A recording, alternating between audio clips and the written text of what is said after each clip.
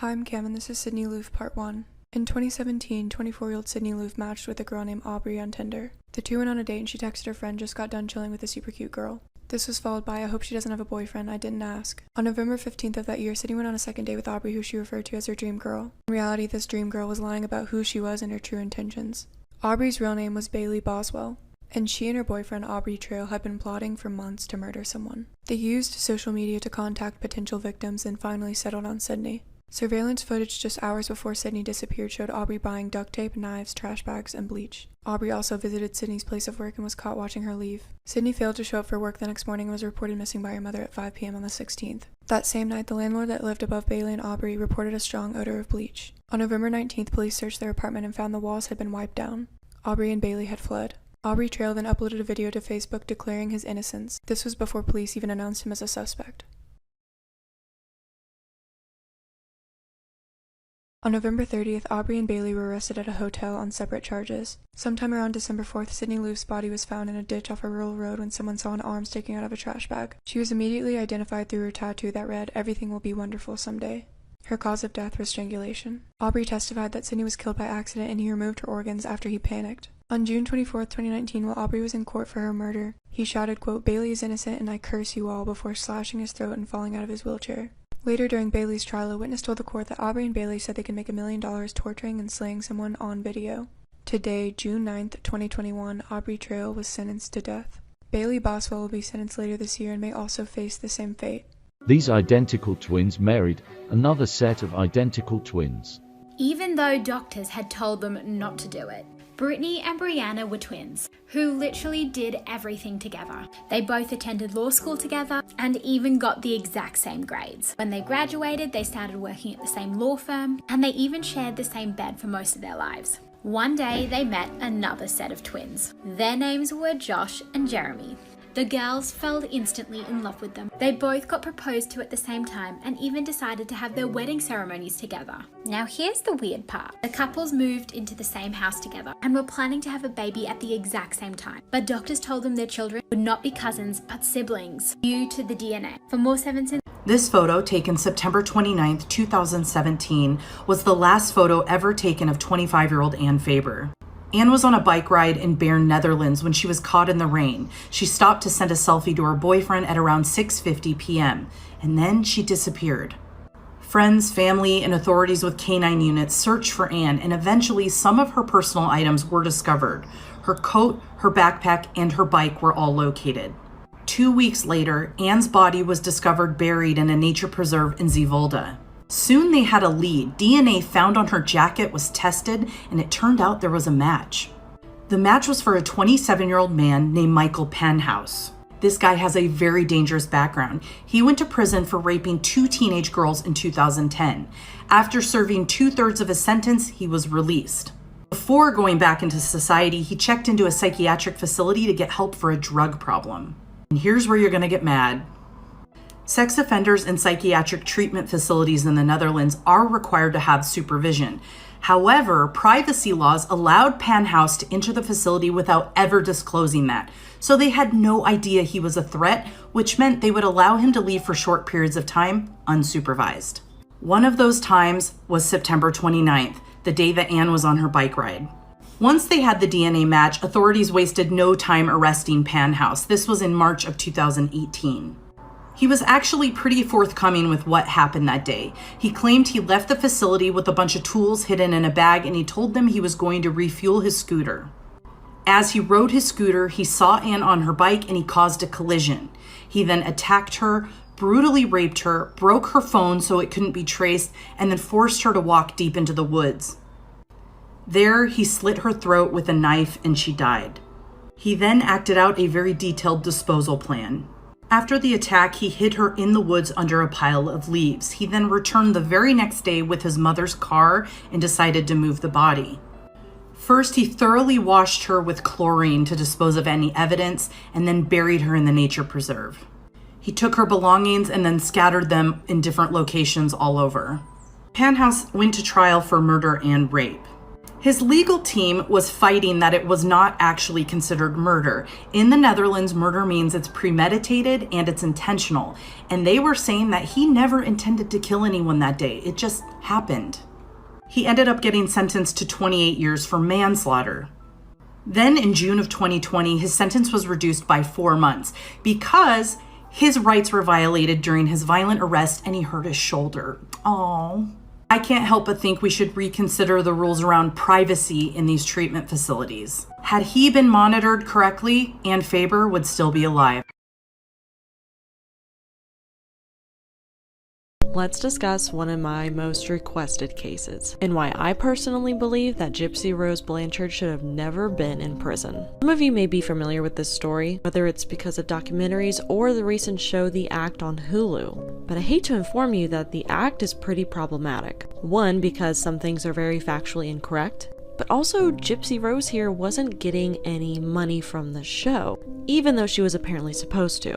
Let's dive into this. Gypsy here was born in 1991. Her father, Ron, was 17 and her mother, Dee Dee, was 24. Ron figured that he would marry Dee Dee, but realized after Gypsy was born that he was not ready to be a father. For years, Dee Dee was painting Ron to be an absolutely horrible person, which Gypsy caught on to and was also told to tell people that he was a horrible person. But Ron was actually paying $1,200 a month in child support. He was buying Gypsy and Dee Dee whatever they asked for. He made an effort to see her, but Dee Dee limited this.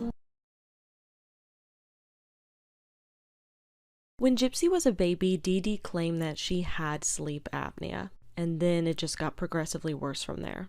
Dee Dee claimed that her daughter Gypsy had leukemia and muscular dystrophy and bound her to a wheelchair, feeding her through a feeding tube. She slept with a breathing machine. She apparently had seizures. She suffered both from hearing and visual impairments. Because of this, Gypsy was just given an array of medications. Experts believe that because of the medications, this is what caused Gypsy's teeth to rot. Even though Dee Dee was claiming that this was because of her sugar allergy, but eventually she had surgery, had all of her teeth removed, and Dee Dee even had Gypsy undergo eye surgery. And the biggest catch that I think you know already was this all was a lie. Gypsy was a very healthy child, didn't have any of the problems that Dee Dee was claiming she had. So from here, people were able to determine that Dee Dee suffered from Munchausen by proxy. So how did this go on?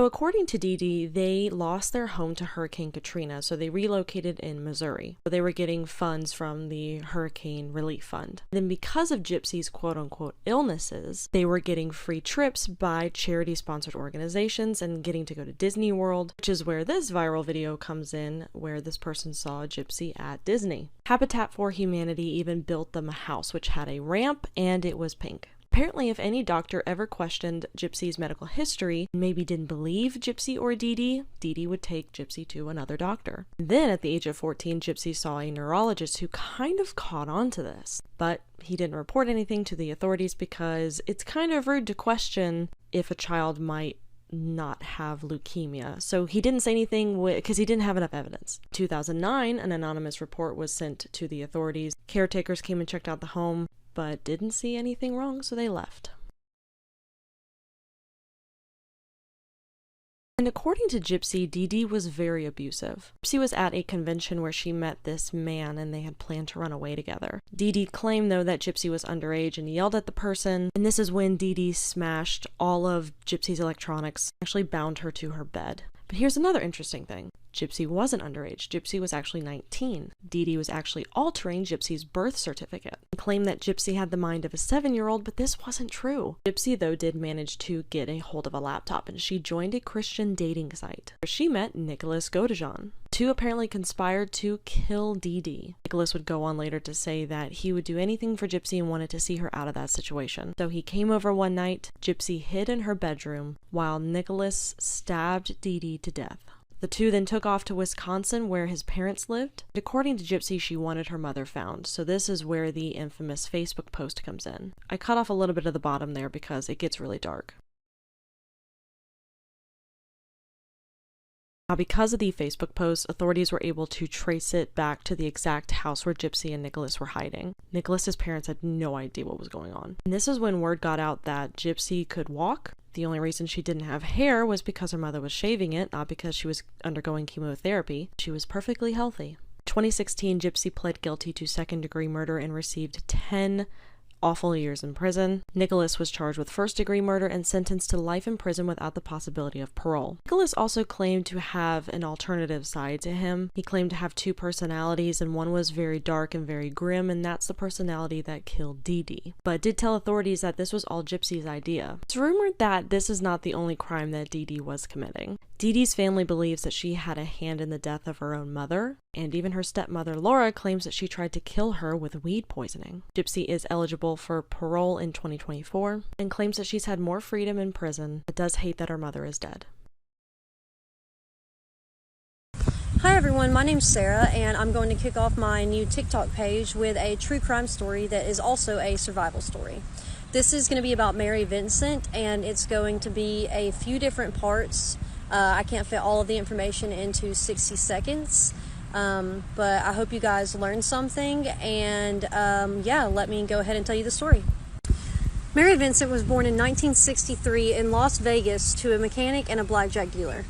In 1978, she was just 15 years old, and she was hitchhiking through Berkeley, California. This is where Mary meets for the first time and accepts a ride from Lawrence Singleton. During a several-hour, virtually overnight ordeal, he sexually assaulted her 6 or more times, and at one point struck her twice on the head with a sledgehammer. Finally, after all of this that she endured, she thought that he was going to set her free, because that's what he said he was going to do. Unfortunately for Mary, Lawrence Singleton's idea of setting her free was not quite what she had imagined. He drove her out to a remote area, pulled her out of his van, and proceeded to chop both of her arms off below the elbow with an axe. As if that wasn't enough, he also threw her off of the side of a 30-foot cliff, breaking several of her ribs on the way down. Obviously, he thought that she was dead, so Lawrence Singleton drove off and left her there. But Mary had other plans. She could not live with the thought of Lawrence doing this to another girl, so she shoved her amputated arms into the dirt on the side of the cliff to clot the bleeding, and proceeded to climb up this 30-foot cliff and walk 3 miles to the nearest vehicle person she could find. Now remember, she's in the middle of nowhere and it's completely dark, but she has more willpower than almost anyone I've ever heard of. Mary began using prosthetic arms just 2 weeks after her attack. She used spare parts from broken down electronics to modify her prosthetics into custom designs. This includes a custom prosthetic that she created for bowling. As an adult, Mary attended the University of Nevada in Las Vegas. She has become a professional artist, and she likes to work primarily with chalk pastels. She likes to create powerfully upbeat women like female action figures. She also likes to draw family and individual portraits for commissions. At one point, Mary Vincent was married and she had 2 sons, but since then she has gone through a divorce. Mary Vincent has used her experiences to become an advocate for other people who are assaulted and experience things similar to what she experienced.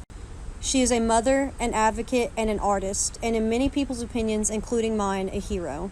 I hope you enjoyed or learned something about Mary Vincent's story.